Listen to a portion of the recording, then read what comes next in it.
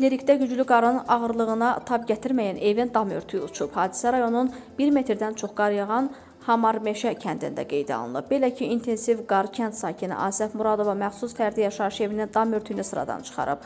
Xoşbəxtlikdən evdə ailə üzvlərinə xəsarət alan olmayıb. Damın uçması səbəbindən ev yaşayış üçün yararsala düşüb, əşyalar qonşuların köməyi ilə təhlükəsiz şəkildə yaxınlıqdakı evə daşınıb. Hadisə ilə bağlı aidiyyatı qurumlara məlumat verilib, ailə müvəqqəti olaraq qohumlarının evinə yerləşdirilib.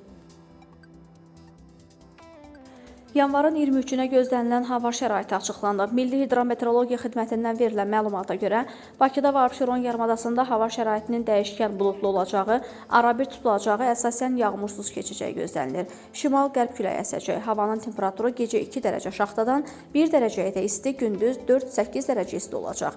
Gecə və səhər bəzi şəhər ətrafı ərazilərdə yolların buz bağlama ehtimalı var. Azərbaycan rayonlarında havanın əsasən yağmursuz keçəcəyi, lakin gündüz bəzi dağlıq ərazilərdə qısa müddətli yağıntılı olacağı, qar yağacağı gözlənilir. Bəzi yerlərdə arabir duman olacaq, mülayim qərb küləyi əsəcək.